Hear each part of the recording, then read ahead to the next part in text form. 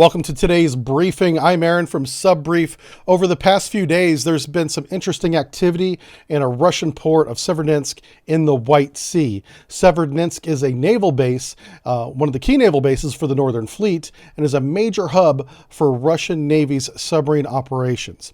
On June 22nd, 2 vessels went to sea from Severodvinsk that support special weapons testing. The first one was Project 09852. This is the Belgorod. It's a special mission submarine. It is a modified Oscar II that is designed to launch and retrieve unmanned underwater vehicles. It also can support deep sea operations with these ROVs and is the mothership that carries the Poseidon nuclear-powered weapon system, also known as Kanyon or Status-6. Poseidon is the NATO name. The second ship that went with her that can support these kinds of tests is the academic Alexandrov. She normally supports logistical transports to Arctic bases in remote regions that are normally inaccessible, but she has been modified to be able to retrieve this Poseidon nuclear torpedo. So those both went to sea on the 22nd. On the 23rd, TASS, Russian State Propaganda Service, released a statement saying Moscow will not inform Washington of its Poseidon nuclear submarine drone test just before the Poseidon nuclear drone test. So it would appear that this is a backhanded way of informing the United States that they're about to do this test. And just to be clear, they're not detonating the nuclear warhead. They're testing the weapon system itself as it swims around the Barents Sea.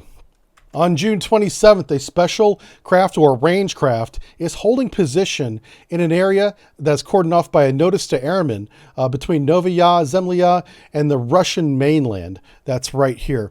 We're not able to identify the special range craft right now, and this may have nothing to do with the Poseidon nuclear torpedo test. This could be a missile range test with a missile range craft on the range right now. What I think is actually happening is the Belgorod, after it leaves port here, is going to go to the west, not the east, towards the torpedo test range, seeing how this is a torpedo test, and we'll do an ejection test of at least one of these large, almost 80-foot long, almost 100-ton Poseidon torpedoes. These things are huge. The tube that ejects them is 1.6 meters in diameter. That's over 5 feet. This thing is an enormous weapon and takes a lot of energy to eject. So I believe they're going to do an ejection test and recover Poseidon. If the ejection test is successful, the range craft that is going with them, the academic Alexandrov, will retrieve those Poseidon weapons. So we will see. We're waiting to see when these tests will be finished. The notice to airmen ends at the end of June if they end up going towards the islands. But if they go to the torpedo test ranges, they're on their own schedule. They can conduct the test at their leisure. So why is the Status-6 Kanyon, also known as NATO name Poseidon, important for us? A quick recap. This is a retaliatory nuclear weapon. It is a submerged weapon that swims around the ocean, and it's nuclear powered, so it doesn't need to surface or recharge batteries. It has a near infinite, many years worth of energy to keep it running autonomously throughout the oceans. It is a unique weapon. No other nation has anything like this except the Russians. And this platform was successfully tested, the Poseidon itself, without the submarine a few years ago. So we know that it's operational now and it works. So it's 24 meters long. The tube that shoots it's 1.6 meters in diameter, so it's very close to that same size.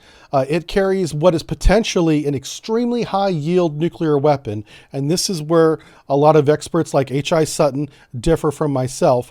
Many experts think the high yield nuclear weapon is closer to 3 megatons, which is still a huge explosion. But according to leaked documents from Russia, which is why no one believes them, it could be as much as 100 megatons, which is an ungodly, enormous amount of nuclear power.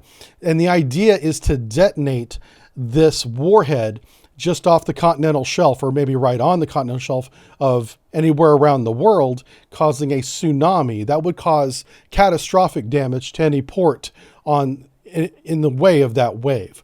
So it's a tsunami weapon, essentially, a nuclear-powered torpedo that can stay submerged for weeks, months at a time, maybe even longer. It's not going to run out of energy, and then detonate an enormous warhead underwater that sends a wave of salt water onto land. That's the idea of this. They're conducting this test right now. We're continuing to monitor it. If you want to know more about the Belgrade that shoots this terrible weapon, we've been following the construction and development, commissioning, and sea trials of Belgrade over 4 videos since 2020. I'll link these in the description for you. And when this test is done, whatever information we have, I'll bring to you at that time. All right? Thanks for watching today's briefing. We'll see you next time. Bye.